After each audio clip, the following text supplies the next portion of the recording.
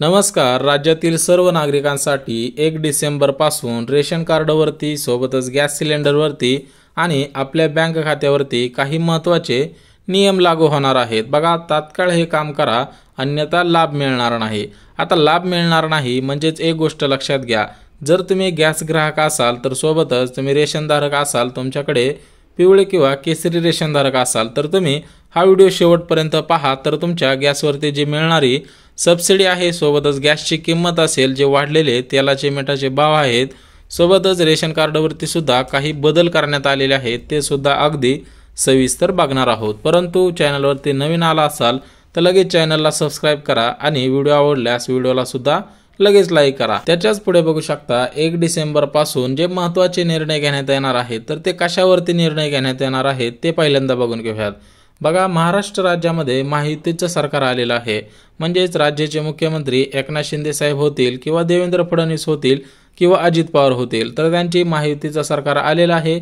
यासोबतच वाढलेले तेलाचे भाव असतील आणि इतर जीवनावश्यक वस्तूंचे वाढलेले भाव हे लक्षात घेता. बघा, काँग्रेसचं सरकार येऊ द्या किंवा BJPचं सरकार येऊ द्या, आपला मुद्दा काय आहे की वाढलेले तेलाचा भाव आहेत आणि ज्या जीवनावश्यक वस्तू आहेत, तर त्या जीवनावश्यक वस्तूंचे जे वाढलेले भाव आहेत हे लक्षात घेता या सरकारने काय केलेलं आहे की रेशन कार्डवरती सोबतच तुमच्या बँक खात्यावरती आणि गॅसवरती जे महत्त्वाची काही याच्यामध्ये आनंदी निर्णय सुद्धा आहेत आणि काही दुःखी निर्णय सुद्धा आहेत.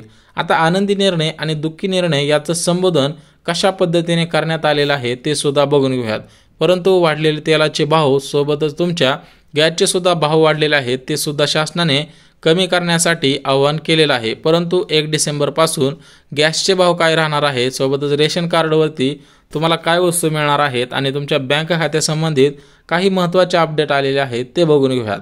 आता पहिल्यांदा बघून घेऊयात की 1 डिसेंबरपासून तुम्हाला रेशन कार्डवरती कोणता लाभ मिळणार आहे आणि कोणते महत्त्वाचे निर्णय सुद्धा घेण्यात आलेले आहेत. तर बघा, याच्यामध्ये काय सांगितलेलं आहे की भारत देशामध्ये 80 करोडपेक्षा जास्त नागरिक रेशनधारक आहेत. बघा, 130 करोडमधले 80 करोड नागरिकांकडे रेशन कार्ड आहे. प्रत्येक नागरिकाकडे पिवळे असेल किंवा केसरी असेल किंवा पांढरे रेशन कार्ड आहे. हे 100% सर्वांकडे पिवळे, पांढरे आणि केसरी या 3 रेशन कार्डांपैकी एक रेशन कार्ड आहे. परंतु याच रेशन कार्डवरती शासनाने नवीन नियम लागू केलेले आहेत. आता रेशन कार्डवरती शासन भरपूर अपडेट देत असतं, नवनवीन नियम लागू करत असतं. याच्यामध्ये काही निर्णय आनंदी असतात तर काही निर्णय दुःखी सुद्धा असतात. बघा, यामध्ये पहिला जो निर्णय आहे तो म्हणजे KYC करणं. आता KYC करणं 31 ऑक्टोबर ही लास्ट डेट सांगण्यात आलेली होती. परंतु सर्व नागरिकांची, काही नागरिक असे आहेत की त्यांचं वय 60 ते 65 वर्षांपेक्षा जास्त झालेले आहेत. अशा ज्येष्ठ नागरिकांचे जे बोटाचे ठसे होते तर ते उमटत नव्हते. त्या अनुषंगाने शासनाने KYC करण्यास तारीख वाढवून दिलेली आहे. त्यामुळे ज्या नागरिकांची KYC अजून झाली नसेल तर त्यांनी लवकरात लवकर करायचे आहे आणि याच्यावरती अजून मोठा लाभ सुद्धा सुरू झालेला आहे. या लाभामध्ये कोणते नागरिक पात्र राहणार आहेत ते सुद्धा आपण बघून घेऊयात. बघा, तुमच्या घरामध्ये जर कोणी सरकारी नोकरीला असेल किंवा स्वतःच्या नावाने मोठी जमीन असेल.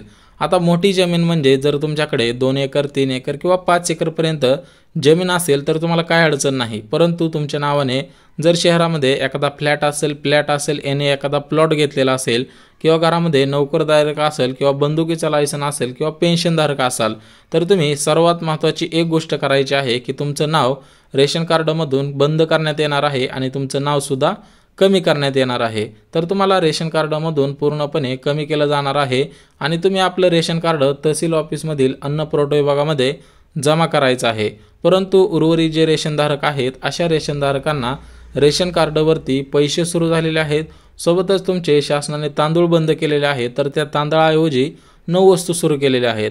आता याच्यामध्ये सर्व जीवनावश्यक वस्तू आहेत. आता वाढलेले तेलाचे भाव असतील किंवा इतर भाव लक्षात घेता शासनाने 9 वस्तू दिलेल्या आहेत. त्याच्यामुळे हरभऱ्याची डाळ असेल, मुगाची डाळ असेल किंवा मसाले असतील, सोयाबीन असेल, तेल असेल, साखर असेल, मैदा असेल, मीठ असेल, या जीवनावश्यक वस्तू 9 सुरू केलेल्या आहेत. परंतु तुम्हाला सुद्धा काय वाटतं की तांदूळ मिळावा का, हे पूर्णपणे 9 वस्तू सुरू केलेल्या आहेत तर त्याच योग्य आहेत ते सुद्धा कमेंटद्वारे कळवायचं आहे. आता त्याच्याच पुढचे दुसरा निर्णय घेण्यात आलेला आहे. तर 1 डिसेंबरपासून गॅस सिलेंडरवरती महत्त्वाचा निर्णय घेण्यात आलेला आहे. बघा, भारतामधील 60% नागरिकांच्या घरामध्ये गॅस कनेक्शन आहे. मग ते HPचं असू द्या किंवा वेगवेगळ्या कंपनीचे तुमच्या घरामध्ये गॅस कनेक्शन असतील.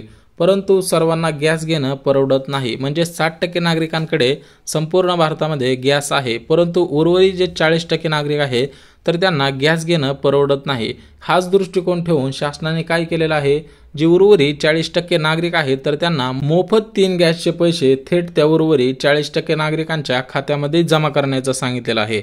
बघा 1 डिसेंबर नंतर तुम्हाला गॅस कनेक्शनचे पैसे मिळणार आहेत। 3 गॅसचे पैसे मिळतील 2,500 रुपये। त्याच्यामुळे तुम्ही सुद्धा काय करायचं आहे की अन्नपूर्णा योजनेचा फॉर्म भरायचा आहे। म्हणजे उर्वरित 40% नागरिकांना शासनाने योजना सुरू केलेली आहे। बघा योजना कोणती सुरू केलेली आहे, जर तुम्ही महाराष्ट्र राज्यामध्ये असाल तर मुख्यमंत्री अन्नपूर्णा योजना सुरू केलेली आहे। पूर्ण भारतामधून जर कुठून पण भरायचा असाल तर तुम्हाला उज्ज्वला योजनेअंतर्गत अर्ज करावा लागेल। त्यानंतर तुम्हाला गॅस सुद्धा मिळणार आहे। उर्वरित 40% नागरिकांना सुद्धा गॅस मिळावा या दृष्टिकोनातून शासनाने मोफत 3 गॅसचे सुद्धा पैसे देण्याचं सांगितलेलं आहे आणि त्याचा GR आलता आणि त्या योजनेचे सुद्धा काही नागरिकांना पैसे सुद्धा मिळालेले आहेत। आता ज्या नागरिकांना पैसे मिळाले नसतील किंवा अजून त्यांनी अर्ज केलेला नसेल तर त्यांनी सुद्धा पूर्णपणे ही माहिती बघा शासनाने गॅसची KYC करण्यास आव्हान केलेलं आहे। 1 डिसेंबरच्या अगोदर तुम्हाला KYC करायची आहे। गॅसची KYC केल्यानंतर तुमच्या खात्यामध्ये सबसिडी जमा होईल। बघा वर्षाला तुम्ही 12 गॅसची सबसिडी तुमच्या खात्यामध्ये जमा केली जाईल। म्हणजेच वर्षातून तुम्ही 12 गॅस शासनाकडून घेऊ शकता आणि त्याचे पैसे सुद्धा निम्म्या प्रमाणामध्ये तुमच्या बँक खात्यामध्ये जमा केले जातील। परंतु जे गरजू गॅस ग्राहक आहेत की उर्वरित 40% तुम्हाला सांगितलं की 60% नागरिकांकडे गॅस आहे, उर्वरित जे 40% ग्राहक असतील किंवा नागरिक असतील तर त्या नागरिकांना शासनाने योजना सुद्धा सुरू केलेल्या आहेत। तर तुम्हाला सांगितलं जर महाराष्ट्रामध्ये असाल तर मुख्यमंत्री अन्नपूर्णा योजनेचा अर्ज करा।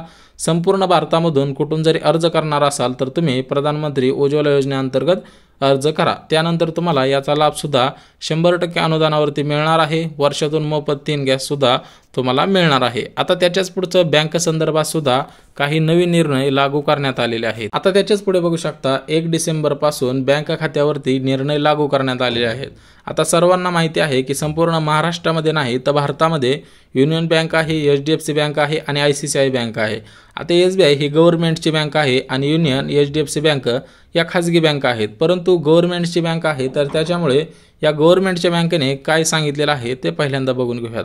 बघा भारतामधील 80% नागरिकांचे खाते स्टेट बँक ऑफ इंडिया या गव्हर्नमेंट बँकेमध्ये तुमचं खातं आहे। बघा 80% नागरिकांचं खातं स्टेट बँकेमध्ये आहे। परंतु या बँकेने आतापासून काय केलेलं आहे की सर्व खातेधारकांना मुदत ठेव खात्यावरती जास्त व्याजदर सुद्धा सुरू केलेला आहे। तर तुम्हाला सर्वांना माहिती आहे मुदत ठेव खात्यामध्ये पैसे ठेवल्यानंतर आपले पैसे दुप्पट होतात तिप्पट होतात।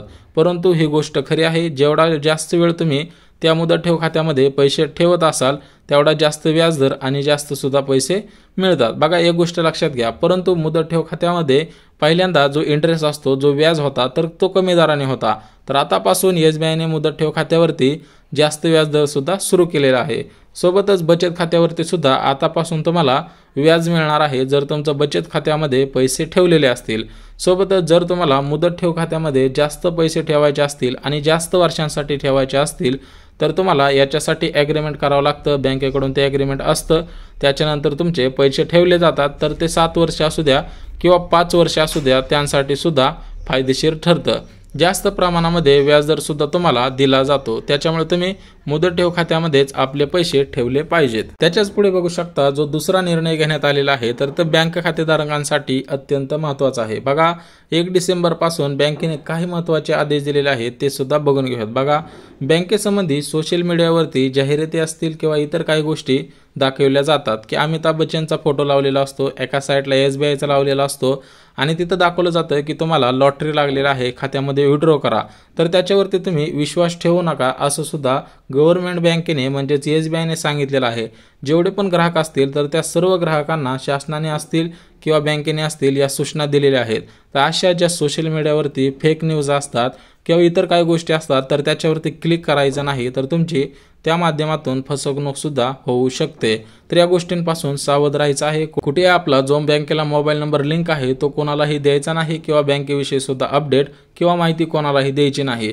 आता याचा दुष्परिणाम काय होऊ शकतो तर एकतर तुमची फसवणूक होऊ शकते आणि खात्यामध्ये जेवढी पण रक्कम असते तर ती सुद्धा कट होऊ शकते। तर 1 डिसेंबरपासून गॅस संबंधित असतील किंवा बँक संबंधित असतील किंवा रेशनवरती असतील तर हे महत्त्वाचे निर्णय लागू करण्यात आलेले आहेत। तर त्यांनी सर्व ग्राहकांनी बँक खात्याशी संबंधित असेल, रेशन कार्डवरती धान्य घेणारे नागरिक असतील तर या सर्व नागरिकांनी या गोष्टींवरती ध्यान द्यायचं आहे, आपलं लक्ष ठेवायचं आहे, अन्यथा तुमची सुद्धा फसवणूक होऊ शकते। जर व्हिडिओ आवडला तर लाईक करा, चॅनलवरती नवीन आला असाल तर सबस्क्राईब करा आणि ज्यांना गरज आहे त्यांच्यापर्यंत नक्की शेअर करा। तर चला भेटूयात उद्याच्या नवीन योजनेच्या व्हिडिओमध्ये, तोपर्यंत जय महाराष्ट्र।